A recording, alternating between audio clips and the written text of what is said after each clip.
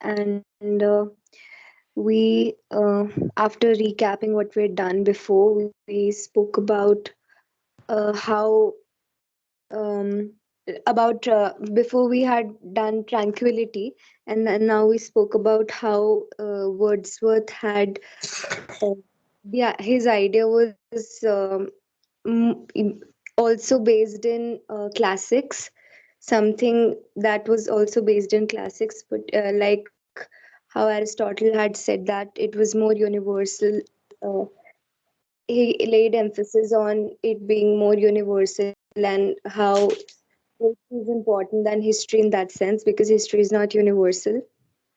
And also, we also talked about the subjectivity involved in it, how it is more personal and has an individualistic component, poetry, and it's not just an imitation but an expression. We also talked a bit about pleasure. Um, I'm not, I don't quite remember that in detail what exactly we spoke about pleasure, but a more important thing that we talked about was concept of similarity and dissimilarity.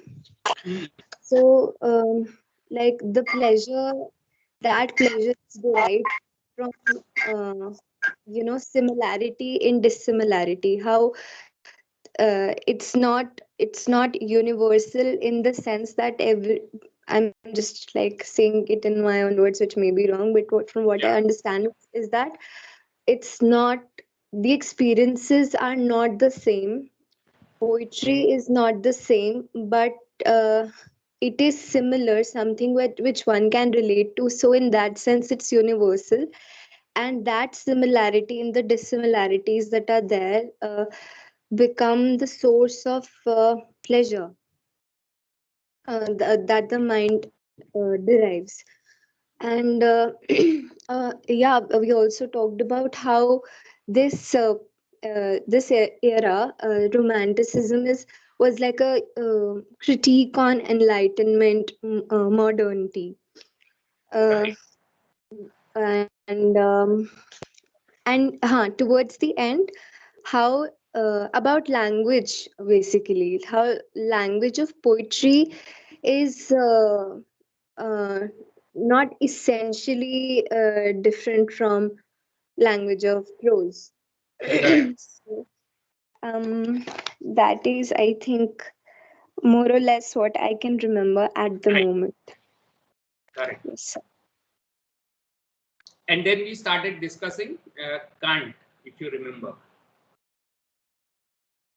And So we discussed Kant also. Yes, I yeah. still remember. And what Uh, does anyone remember from Kant? What we discussed?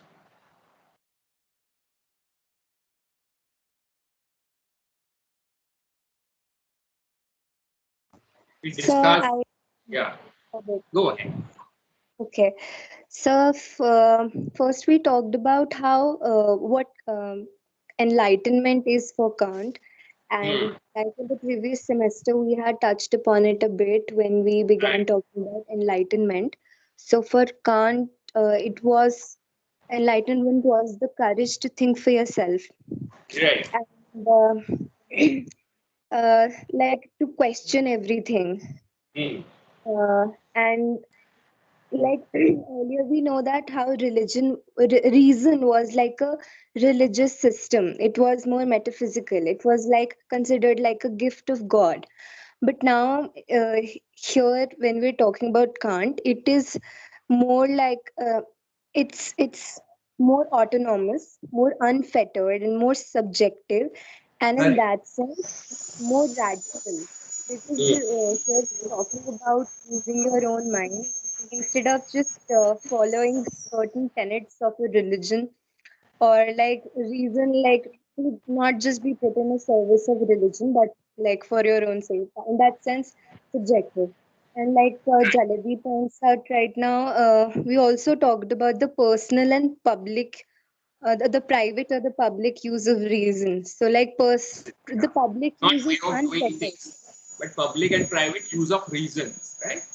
Yes, sir. Yeah, Use of reason and public use, like what is in the civic society, what we use in the civic society, which encapsulates the civic society, which is like a product right. of print capitalism, as you had said, which is unfettered. But like personal use of reason may be fettered because it involves questioning everything.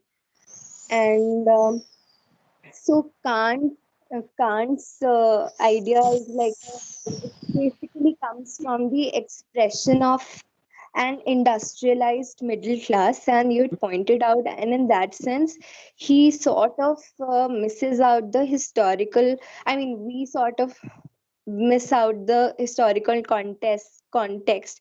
I mean, that Kant really does not examine while when he talks about all these things. Correct. And I mean, I think then you had shared with us a presentation and uh, had talked about certain ideas of his that I right now do not recall. Okay. Right. So these are things that we discussed in the previous class, and now we are going to look at, and our discussion on Kant now is getting technical, and we are almost going into philosophy 101, like we did for Plato and Aristotle, right? When we examine Plato's metaphysics, Aristotle's metaphysics, logic, his views on reason, uh, idea of polis, all those ideas that we examined in Plato and Aristotle, we looked at the entire philosophy. We try to understand what they are saying about poetry and literature in context of their entire philosophical schema, right? So something similar we are going to do for Kant and Hegel, because they are kind of Plato and Aristotle for modern period almost. So we are entering into philosophy and metaphysics and all those things. So it's going to be a bit technical. But these ideas are important for understanding modernity.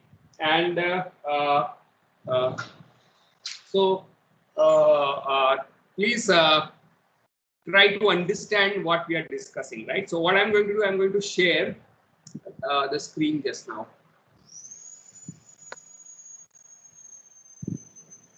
Okay, can you see this? Can you see what Yes, I'm sir. presenting? Yeah. So we are going to start with his first book, Critique of Pure Reason. And we have seen in our previous class, these are the other books by Kant, like On the Sublime, Critique of Pure Reason in 1781. Answering the question, what is enlightenment, is what we discussed in earlier classes in 1784. Groundwork of the metaphysics of morals is in uh, 1785, and critique of uh,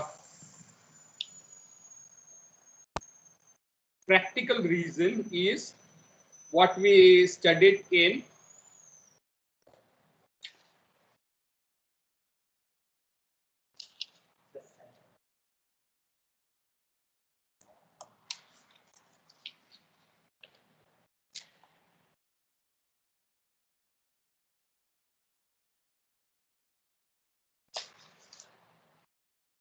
is what we discussed, right? And the third is, last is critique of judgment, which is a critique of aesthetic judgment as well, among other things, which are like ethical questions as well.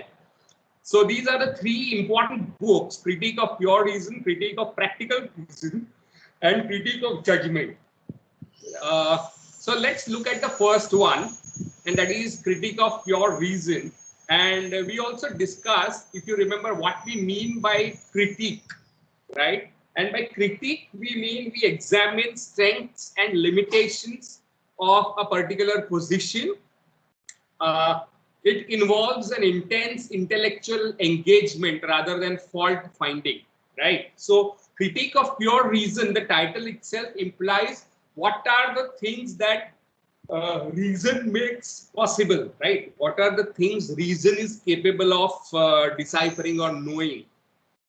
And what are the things that reason is not capable of? Or what are the limitations of reason? That is also something which Kant examines in his a kind of landmark book. An immediate historical context of this is Newtonian physics and uh, tremendous growth of science and technology in the society, especially based on Newtonian physics, right? And we are at present living in an era which is transformed by quantum mechanics, which draws upon a very different model of mathematics and knowledge than Newtonian mechanics does, right? So what he is talking about applies more to Newtonian physics, laws of gravitation and all that, right? However, these laws of motion, laws of gravitation, and so on that Newton proposed had a tremendous impact on our civilization. For example, laws like F is equal to ma, force is equal to mass into acceleration, right? These are the kind of powerful laws which are used even when you want to place uh, a satellite or spacecraft on Mars, right? To building Empire State Building or Burj Khalifa. That is the power of that small innocuous looking equation F is equal to ma, right? The entire engineering of marvels that we see utilize Newtonian metaphysics, Newtonian formulas. So that is a very important thing to be borne in mind. That is the context of reason. And as Titiksha was pointing out, reason here implies not reason as a gift of God, which tells us to follow Bible properly, live life according to the Bible, the medieval idea of reason, but a modern idea of reason where it is unfettered by anything. And as what is enlightenment tells us, that enlightenment involves using your own reasoning rather than relying on established authority for truth and knowledge. And it's a radical position, which means that something is true not because the Bible says so, or Quran says so, or whatever says so, or Gita says so, but something is true because it's proved through reasoning that something is true, right? Like the laws of gravity. You won't find laws of gravity in the Bible, for example, right? It's not a religious kind of statement, but something that is derived through reason. So, and this has resulted in industrial revolution. So, by reason, we mean this faculty of human knowledge, right? But it is about a particular type of human knowledge, and what kind of knowledge is Kant talking about is something that we need to look at. Uh, so, in order to figure out what Kant is saying, and Kant says that at the end of the day, he is trying to answer three questions. What can I know? What should I do? And what may I hope? Right? So what can I know becomes basis of critique of pure reason. What should I do becomes the basis of critique of practical reason or ethics. So that is what it means.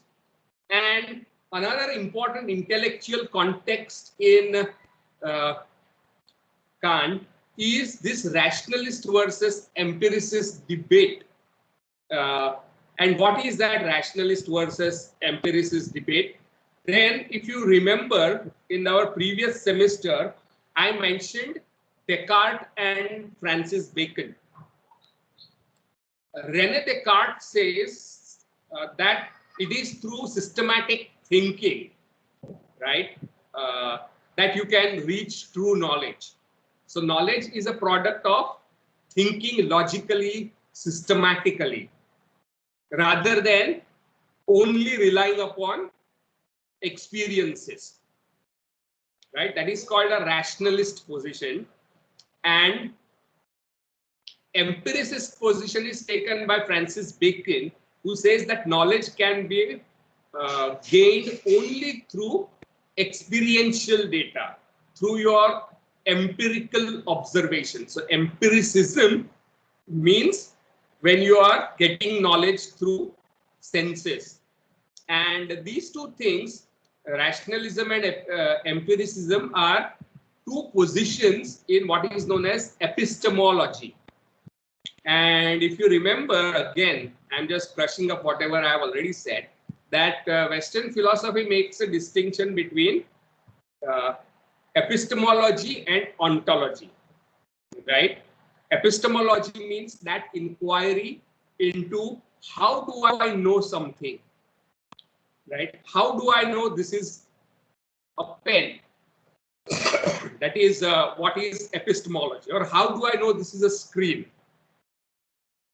That is called empirical, that is called epistemological question.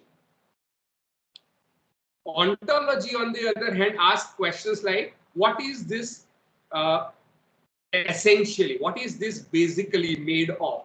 Right? What is this pen made of? Right? What is this pen? Right? Instead of asking, how do I know this is a pen? So there are two broad areas of inquiry in Western philosophy. First, tries to figure out how do I know this is a ball pen, and other is how do I know or what is it that pen is? What is this pen, right? Essentially. So ontology asks questions about the ultimate reality of this pen. What is? It answers the question, what is this pen? Right? So if we refer to the classical philosophy discussion that we had, then this is about essence, what, right? While epistemology is an inquiry into how I get the knowledge that this is a pen. Is that clear, the distinction between epistemology and ontology? So in epistemology, you have got these two positions. One is the rationalist position, which says that I know this is a pen because I have an idea or a concept of pen in my mind. And when I see this, I recognize this. So there is an already existing idea of pen in my mind. So in those societies and cultures which does not have a pen or any other similar thing, the idea of pen does not exist, or an object of writing does not exist, won't be able to know this is a pen. So please stop me if you think I'm going too fast, right? Because as I have been saying from previous semester, I may go a bit fast because I can't see your faces. Otherwise, if you look blank, then I explain things. So your job is to raise your hand and ask me to explain again. Okay. Okay. Thank you. So if you can give me that feedback, then it's always better for me. Empiricists, on the other hand, believe that I know this is a pen because I can feel it with my hands and I can see it with my eyes, right? So through senses, I know this object as pen. And through associations, I form the idea of pen. That is what David Hume said. And David Hume went on to say that you never know ultimately that this is a pen. You only know the idea of the pen, right? Which is formed through associations of sensory data. So that is an extreme form of empiricist position that David Hume takes. And Kant says that this position by David Hume, a Scottish philosopher, woke him from his dogmatic slumber. That's his phrase, right? And he starts an inquiry into the epistemology once again. And let's look at this debate in a different way now. Now, in order to verify or get truth about something, for example, this is a pen, right? How do I verify whether it's true or false? Then my statement, this is a pen, is called proposition, right? So proposition can be verified as true or false. So proposition or statement which gives me knowledge, right, is what you have to look at when you enter philosophical debates around epistemologies and ontologies. So look at some of the propositions like this. All bachelors are unmarried, for example, right? And this is one kind of proposition, right? And if you look at this proposition, all bachelors are unmarried, then it does not require that I go and talk to every bachelor I know whether he is married or not, right? No, it's not self-contradicting. Anna, it is tautological, means it says the same thing, right? It is tautological in the sense, yes, Pooja. Pooja, what one is doing is empiricists are saying that knowledge can come only through senses and concepts are formed only through senses. And rationalists are saying that you don't need empirical verification to find out whether all bachelors are unmarried. You know, right? If somebody is married, then he is not a bachelor, right? And remember, I'm talking of marriage and I'm not talking of virginity. Yeah, so please don't confuse these two things. So all bachelors are unmarried is a statement like all bodies are extended or they occupy space, right? As if the concept of bachelor is elaborated in this predicate. So if you divide this as subject and this as predicate, then concept of bachelor is included in the predicate, right? Am I clear? And such kind of knowledge is called a priori, right? So knowledge which does not require a verification, empirical verification, right? If you say all bachelors are virgin, then that becomes a problem because the idea of bachelor has nothing to do with virginity. That person may have sexual experience, right? But we are discussing the legal status of married or unmarried. So bachelor or unmarried is an a priori statement, right? It is universal and it is also trivial, right? It is absolutely trivial. It doesn't add to my knowledge of anything. It is trivial knowledge. All bachelors are unmarried. तो उसमें क्या नई बात है? क्या जानने को मिला? कुछ नहीं मिला. कुछ information नई नहीं मिली.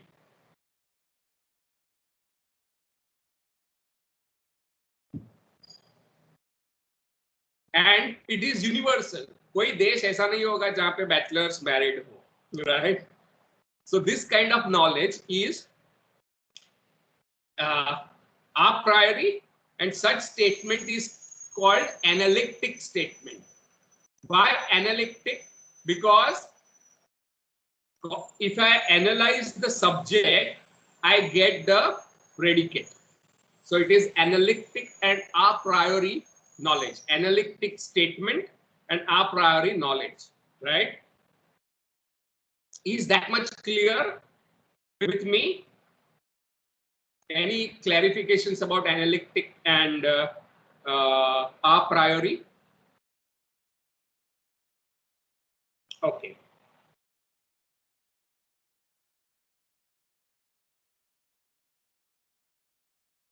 Okay. I will come to that. Don't worry. Don't jump the gun, right? We'll discuss that. Smith, hold your horses.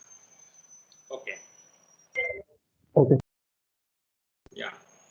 And this form of getting knowledge is called deductive method, right?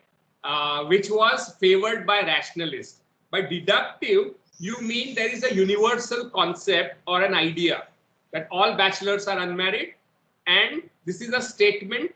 From universal you move towards particular or specific case, right?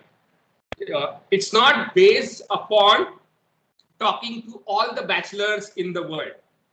You need not meet and get marital status of all the bachelors in the world. You start with an assumption which is a priori, and then you go to the specific case. You deduce that Smith is unmarried, so Smith is a bachelor, right?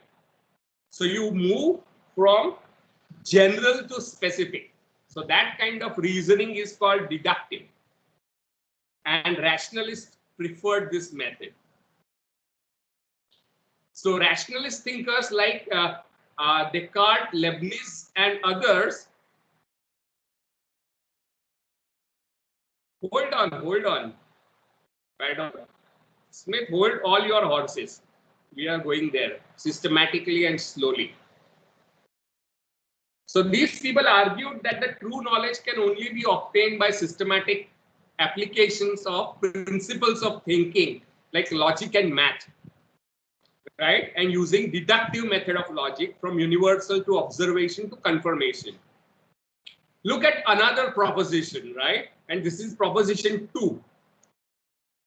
Bill Clinton was president of the United States in 1999. Or statements like all bachelors are alone, or all bodies have weight. Now, the predicate of this statement has to be verified, right? That Bill Clinton was the president of United States in 1999 has to be verified through data. I have to find out information. It is not included in Bill Clinton or president, right? So it is called, such statements are called synthetic, right? Synthetic knowledge.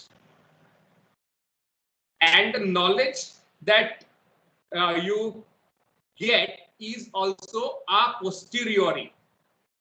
By a posteriori, you mean posterior means बाद में. ये ऐसे statement सुनते हो, Bill Clinton was president of United States in Karina. Statement or sentence is not empirical. Empirical or rationalist are approaches, right? These are propositions. So don't confuse empirical as sentence. Empirical sentence जैसा कुछ होता नहीं है. Empirical method होती है. Right? Is that clear, Karina? Okay. So the knowledge you get is called a posteriori, यानी बाद में आप verify करते हो. जैसे Smith is bachelor.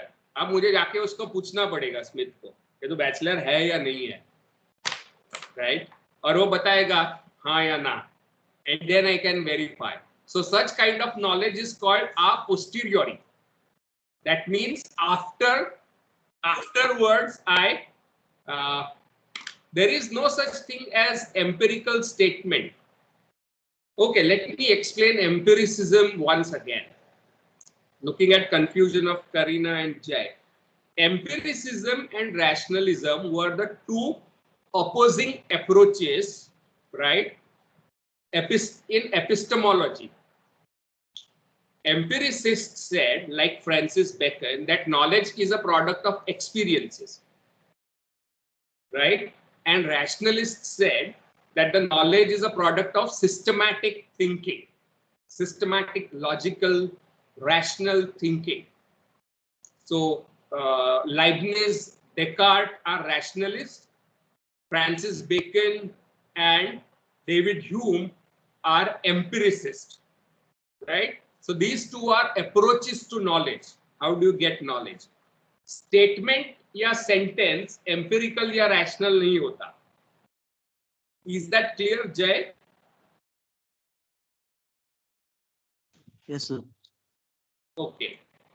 Good that you brought up your confusion, because you asked question, I could find out what are the confusions, right? Okay. So the information in the predicate was President of United States is not contained in the subject, right? It is particular and necessary. You need to find out that 1999 में कौन था president. You have to clarify. You have to find out. It's a specific situation, right? And such a statement जिसका knowledge हमको sensory experience से मिलता है, हमको जाके ढूंढना पड़ता है, right? तो उसे a posteriori synthetic कहते हैं. And the method through which we get that knowledge is called inductive method, as opposed to the deductive method of rationalist. So inductive method क्या होता है? You go from particular case to general. Like all leaves are green. Then I have to go and check all the leaves to find out that they are green, because some of the leaves may not be green. So I move from specific observation, particular observation, to general, right? And Francis Bacon says that knowledge that you can get is only through induction. So inductive method is the correct method of getting knowledge, while Descartes says that the only way to get knowledge is through thinking systematically, through logic and reason. Yeah, Titiksha, question.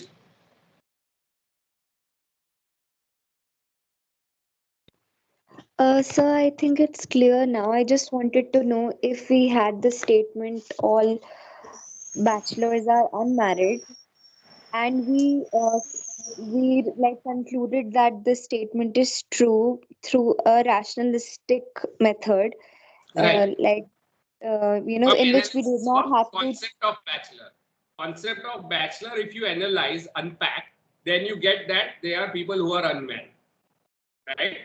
Right, sir, right. So my question is, can this very statement be proved true by using, I mean, we use these two examples, Bill Clinton one and this bachelor's one, to probably explain the two rationalistic method and the empiricist method, right?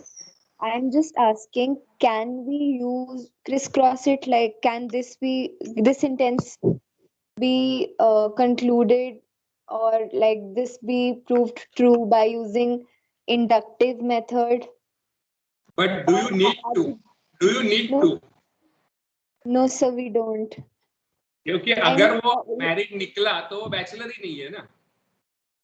yes, sir, but like you talked about Bacon and Descartes, right? And they were like staunch about their perspectives, Position. that Yeah. positions, right? That either, I mean, that is the only method, and the other person is also like that is the only method. Hmm. So, I mean, I don't know to what extent this question is relevant here, but I'm just sort of curious. What if, this statement is given to them both, and how would they have done it, or would they have? I'm just a little confused about this. No, no. Who would have? They yani? See, all bachelors are unmarried. This is rationalist. So uh, this, if uh, Bacon is given this statement because he's like, No, no. No, no. This would be, this kind of knowledge is what rationalists would come up with very often. okay, Right? Why? Because it does not depend on sensory data. right? All right, sir. All Okay, bodies okay. are extended or they occupy space is the kind of knowledge that rationalists upheld almost through deductive method. While I got it, sir. empiricists would say this is trivial knowledge, कुछ ज्यादा काम का नहीं है, unnecessary है, ये knowledge इसका कुछ ज्यादा काम का नहीं है, वो universal है, right? But at the same time it is not necessary, it is analytic, universal and trivial. While Right. this kind of knowledge, Bill Clinton was president of the United States in 1999, is a posteriori, means after the after experience you verify, right? And the knowledge or information in predicate is not contained in the subject. Such kind of knowledge is also synthetic, right, and necessary, but it is not universal, it is particular. Because in 2021 the president of United States is Joe Biden, right? So it is particular case, 1999 में ये condition थी, right? So these are the two kinds of knowledge, and both these schools or approaches were at loggerheads, something that we will find it difficult to understand today, largely because Kant resolved this debate that who is right, and it becomes a kind of commonsensical कि ये debate ही आज हमको समझ में नहीं आता, ऐसा हो सकता है. So if you think that what kind of debate is this, then it doesn't matter because Kant has resolved it for us and it has become part of our understanding now, right? And Yes, sir. and Understood. David Hume and argued that sensory experience and observation are the only methods, right? And not just that, nature was not obliged to follow the laws of laws discovered through human mind. That जो आप laws ढूंढते हो nature के, वो nature को follow करना जरूरी नहीं है. Nature is under no obligation to follow our laws. And he gives example of cause and effect, right? And he says that it is through constant conjunction, David Hume says, that you get the idea of causality. And he says causality जैसी कोई चीज ही नहीं है. That is the kind of extreme position that he took. But there is another kind of knowledge, like scientific and mathematical knowledge, right? And that is the kind of knowledge that we are concerned with here.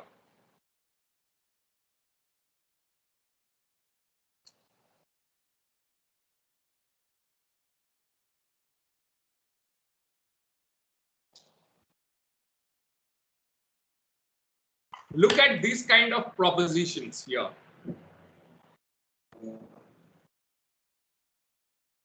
The sum of all angles of a triangle is 180 degrees, right? Now the knowledge does not depend on empirical verification or analysis of concept of triangle, right? It adds to the information here, right? It is both a priori. That means you can take it for granted. You need not prove it by empirical verification every time. It is the law of nature itself, right? And it is synthetic. That knowledge is not implicit in the concept of triangle or angle, right? So scientific knowledge or mathematical knowledge is a priori and synthetic, right? Almost contradictory, because a priori knowledge was usually tautological one, right? And synthetic was adding specific information about the concept, right? So when somebody says that sum of triangle, all angles in a triangle is 180 degrees, then you are giving extra knowledge about triangle. It is synthetic. Addition हो रही है knowledge में, right? All bachelors are unmarried. इसमें कोई addition नहीं हो रहा है. But if I say all bachelors, or if I say that Smith is bachelor, then I'm adding to the knowledge, right? It is a synthetic statement. So this kind of statement that Smith is a bachelor has to be verified. It is a posteriori. उसे जाके पूछना पड़ेगा भाई तेरी शादी हुई या नहीं हुई, राइट? आप बाद में हम वेरीफाई कर सकते हैं, तो वो आप पोस्टीरियोरी नॉलेज है. पर sum of all angles of triangles is 180. ये बाद में हमको पूछने की जरूरत नहीं है, वो हमेशा 180 ही रहेगा, right? Which means you are adding to the knowledge of triangle without empirical verification needed every time, right? Each and every time, at least in the Newtonian physics, right? Einsteinian physics में ये सब change हो जाता है. So we are because Einstein is 20th century mathematical philosopher, physicist.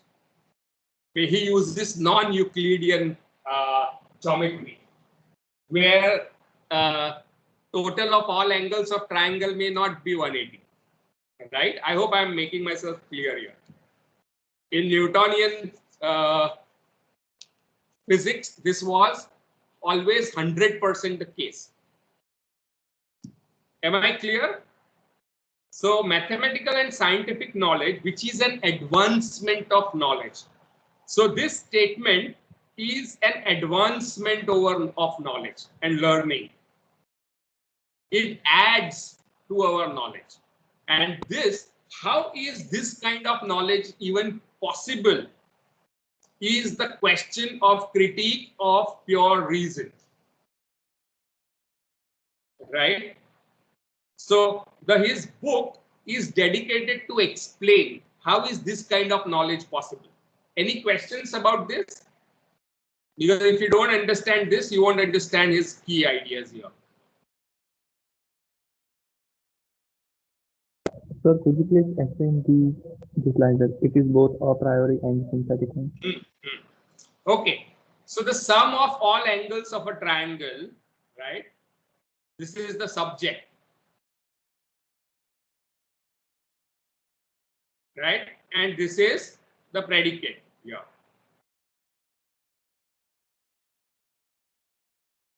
Can you see what I have written?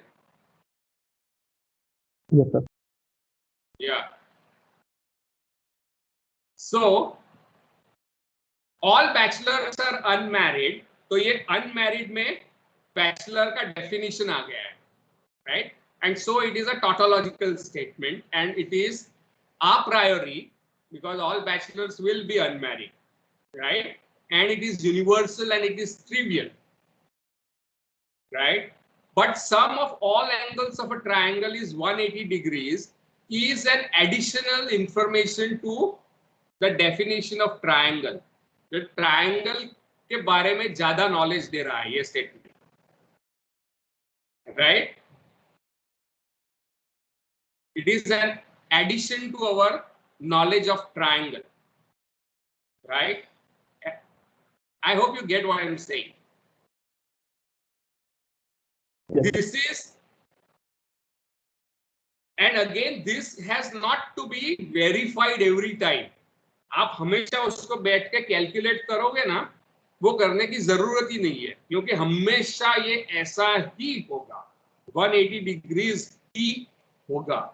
आप 1.5 lakh triangle बना लो या 2 crore triangle बना लो, हमेशा उसके एंगल्स का टोटल 180 डिग्री ही रहेगा, right?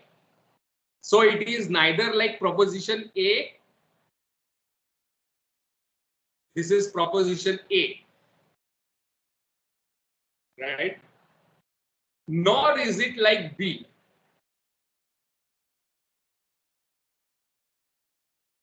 Nor is it like proposition B, right? Proposition C is both A and B.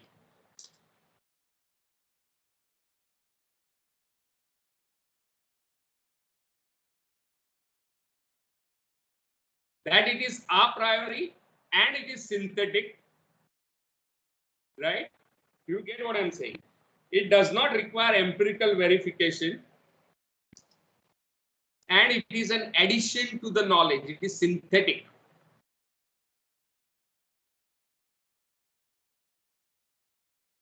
Synthetic नहीं, नहीं नहीं करीना, सिंथेटिक है ना, वो हमेशा पर्टिकुलर होता है, स्पेसिफिक होता है. जैसे स्मिथ और जय is a bachelor, that is synthetic knowledge, क्योंकि जय के नाम में ही बैचलरहुड नहीं है. You get what I am saying? That is synthetic knowledge. That is, it is particular. You have to go and find out, talk to Jay, get his details of marital status to prove that Jay or Smith is a bachelor. So synthetic knowledge requires a posteriori verification. उसके posteriori verification, right? So synthetic knowledge is often particular and necessary, right? Look at this. Bill Clinton was president of the United States in 1999. All bachelors are alone. This kind of statements would require verification, a posteriori verification, and they are particular, right? Universals are these. A priori analytic statements are universal. All right, sir. Understood. Thank you. Okay. Okay. So how is this kind of knowledge possible is the problem that this book asks. How do you get this kind of knowledge? And remember, David Hume has said that nature is in no way obliged to give you always this data that sum of triangles is always 180, right? Nature has not made any agreement with you. Then how is it possible that if you draw 2 crore triangles, even then it will be 180? So it is not subjective knowledge, right? मुझे सपने में आया कि ये sum of 3 angles of a triangle is 180 degrees. It's my, मुझे ऐसा लगता है, ऐसा नहीं है.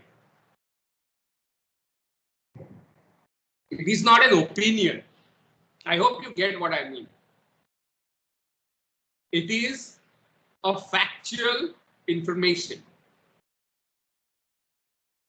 which cannot be challenged, at least in the Newtonian paradigm.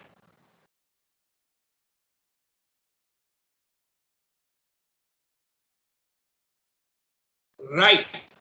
2 plus 2 is equal to 4. Exactly. Right. That is, these are my other examples. F is equal to ma. Light bends due to gravity.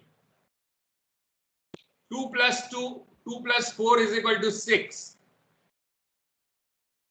Does not require empirical verification, right? How is this possible?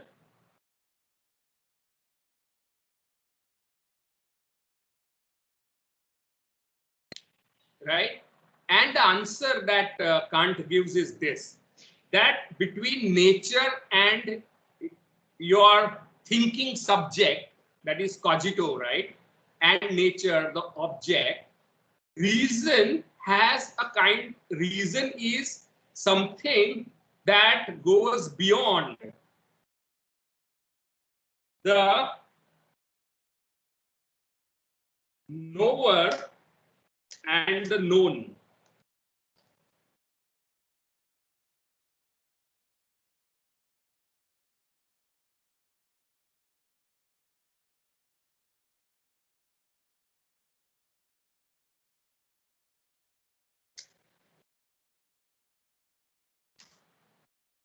that faculty of knowing, right, or reason जिसको हम कहते हैं. No, this is not PPT. This is my text. I will, after I complete my discussion, I will put it in the group. Don't worry, right, Karina, Krishna. But the point that I'm making is this: that between knower and the known, reason has something, right? Reason cannot be limited to the knower and the known.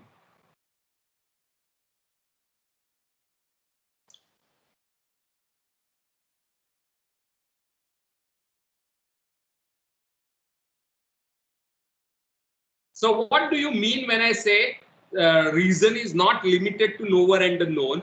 Is that 2 plus 2 is equal to 4, right? Nature is not obliged that if you take 2 apples and 2 apples, तो 4 apples ही होंगे. ये ऐसा नियम nature ने कैसे बनाया? How does nature obey this law, right? How does nature obey the law that sum of all angles in the triangle is 180?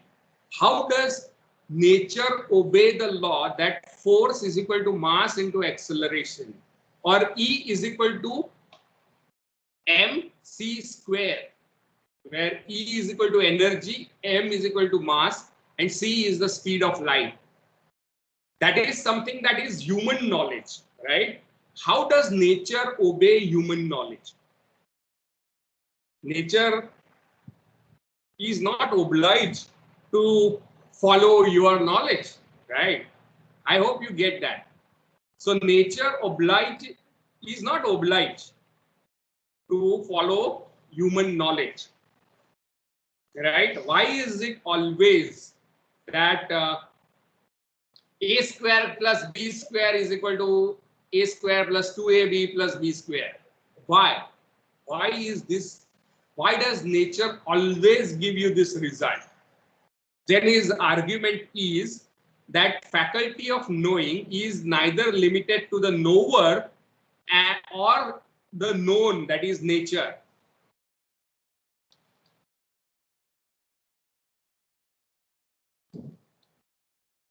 Which means it is transcendental. It is beyond both knower and the known. Right? Transcendental here does not mean in some mystical sense of spiritual sense, but transcendent means it is beyond knower and the known. It has to be assumed a priori that faculty of knowing can know something definite about the world or the nature. It has to be assumed beforehand. Right? It has to be a priori assumed that the faculty of knowing and the nature have a kind of pact, a kind of agreement between them, right? And this agreement is because faculty of knowing is transcendental. It transcends both knower and the known. So this transcendentalism of reason is a priori assumption. Am I making some sense here?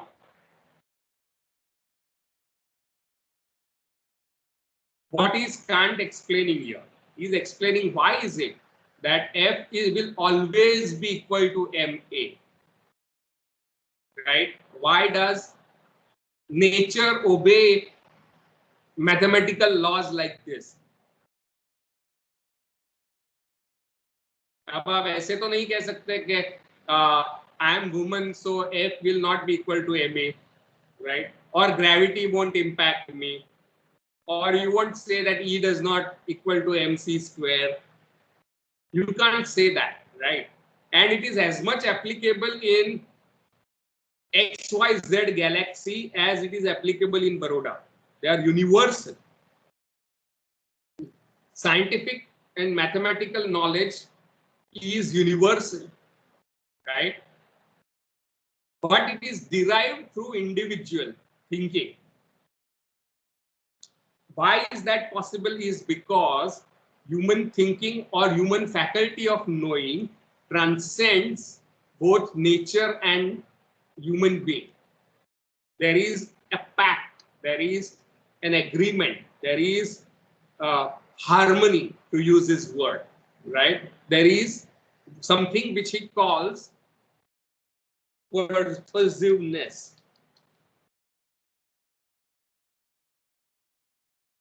Or harmony.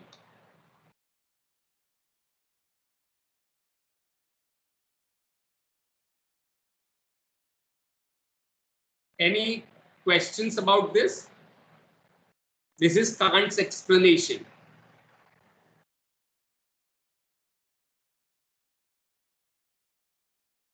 This was the last point for today.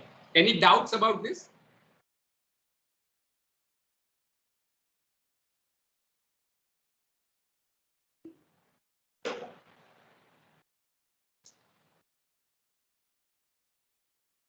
Any questions?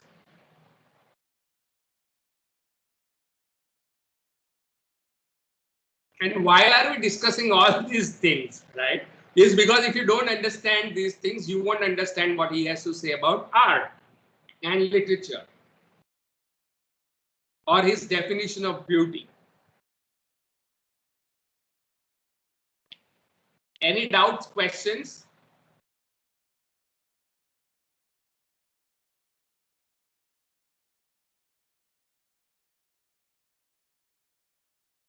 If not, then we will stop for today. Okay. Right?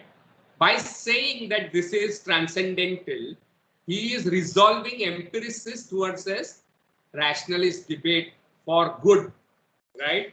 By proposing a transcendental faculty of reason. Reason as a transcendental or a priori assumption before you derive knowledge such as E is equal to mc square. You have to assume that faculty of knowing is beforehand transcendental.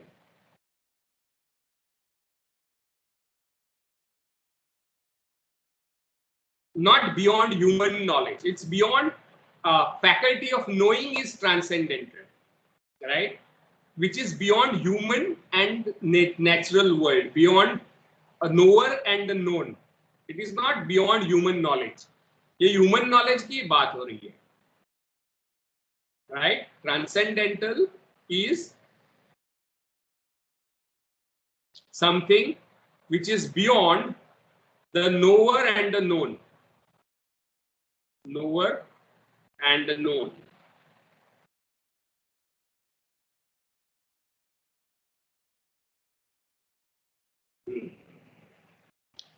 That is why even if you दुनिया में कहीं भी जाओ, दुनिया में यानी Mars पे जाओ या प्लूटो पे जाओ, sum of all angles of triangle will be 180 degrees. That is what we mean by how nature agrees to human knowledge, right? And this agreement between nature and human knowledge, right, is because the faculty of knowing is transcendental. And this agreement or pact or the fit is called harmony or purposiveness, right? Purposiveness is the agreement that nature has with human faculty of knowing. That is harmony or purposiveness. Otherwise, knowledge like 2 plus 2 is equal to 4 is not possible. अब ऐसे तो नहीं है कि आप चांद पे जाओ तो 2 plus 2 is not going to be 4, right? This kind of universal synthetic knowledge is possible because of harmony between human faculty of knowing and nature. Okay, good.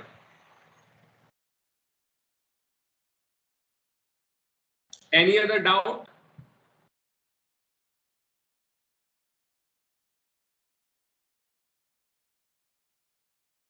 So we are getting very technical, right?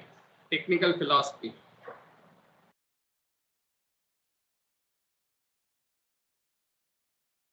So if you feel bored, or if you feel you're not really understood, it's fine, because this is not a domain that you are used to. This is hardcore philosophy, right? And if you feel confused, it's perfectly fine. Okay, so we'll stop here for today, and we'll take up further discussion tomorrow, right, about purposiveness and other things. But this is a very important idea. Asynthetic, a priori, a posteriori का difference क्या है, synthetic और analytic का distinction क्या है, और purposiveness का मतलब क्या है, और transcendental का क्या है. These are the things that we have discussed today, right? So tomorrow you bring doubts and we will discuss it again in case you have more difficulties, if you are not understood. Chayan, right? But you have to read and come. It's all there in your Habib book. इसमें से कुछ भी मेरे जेब में से नहीं है. Okay.